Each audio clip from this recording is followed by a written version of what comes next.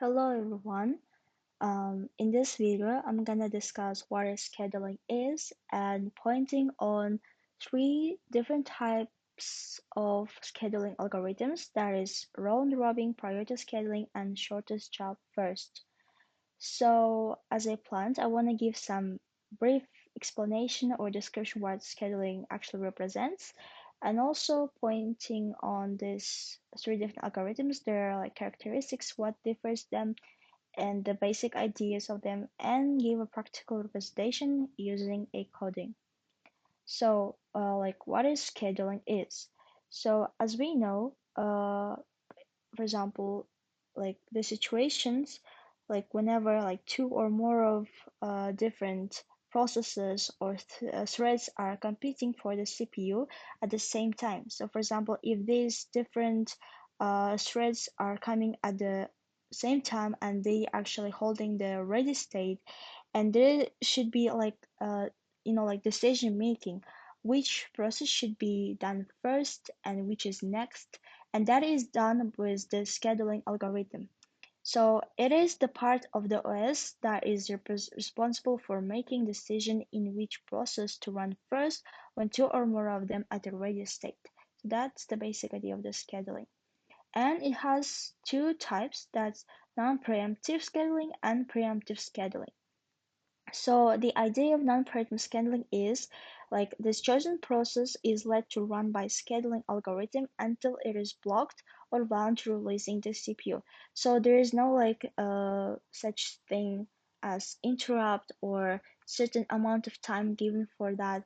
It is can be done like certain process can work until it voluntarily wants to leave the condition. Like there's nothing that is stopping it or like disabling to work the process. It works in a way that it is until it is blocked or there's something else happens. But while preemptive scheduling is actually when the chosen process is let to run until a maximum of some fixed time.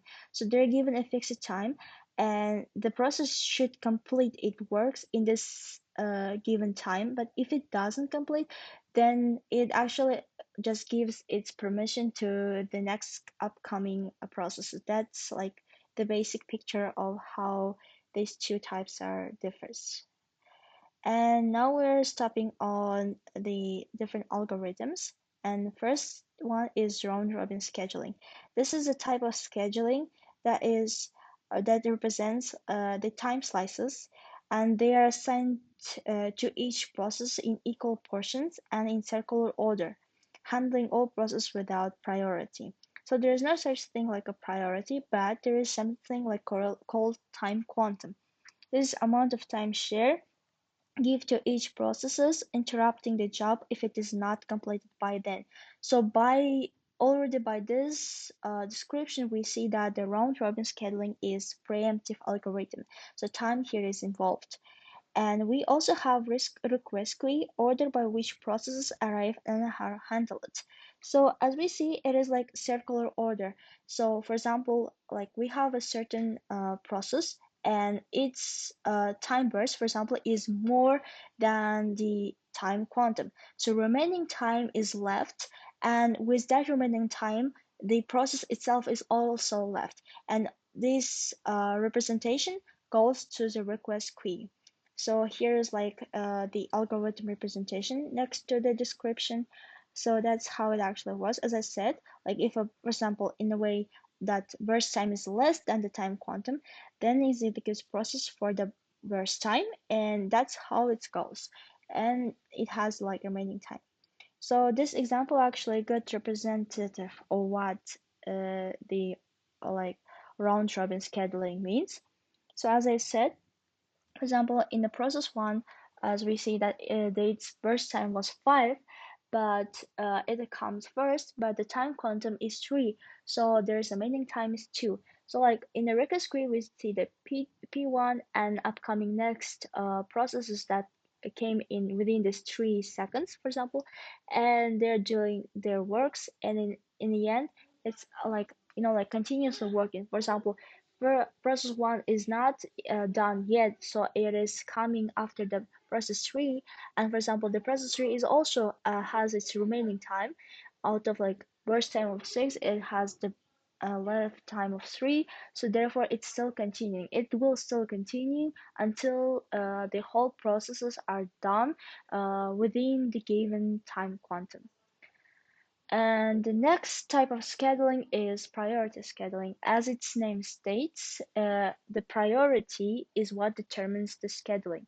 So each process has like particular priority, and based on their priority, the scheduling will take a place. So this it means that process with the highest priority will be given the CPU first, and process which has next priority will be given the CPU next, and so on. So priority scheduling can be either preemptive or non-preemptive. It is actually about dealing with the priority, like a certain process given a certain characteristic which determines in a way how the scheduling will work. But like priority scheduling is actually has certain problem. It is like indefinite blocking, or sometimes it is called like starvation. So what this problem is, for example, the scheduling which has like lower priority, and comparing to other processes, it still has the lowest priority, right? So it will be blocked. It will actually go to the end of the scheduling, so which might lead to that it's never gonna be processed, like never. So therefore there's such kind of problem. So it has to be handled. So that's like one of the advantages of this type of scheduling. And in this diagram I actually represented the like how it actually looks. So for example, the queue with the highest priority goes next, and that like from the highest to the lowest. As I mentioned before, like the problem is if the priority still is gonna have the lowest, it's never gonna be persist, which is very difficult for the system.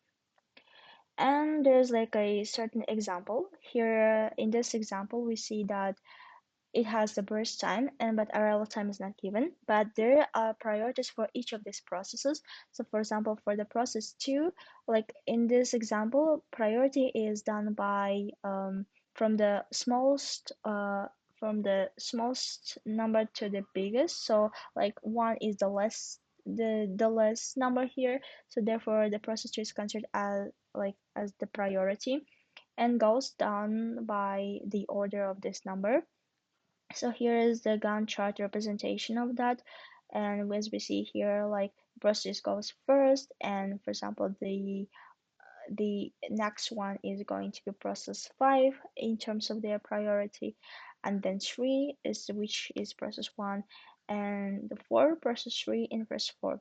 So like while calculating their waiting times, it actually giving this amount of average time, which is anyways might be more than like other algorithms, and that's how it's actually dealing with efficiency.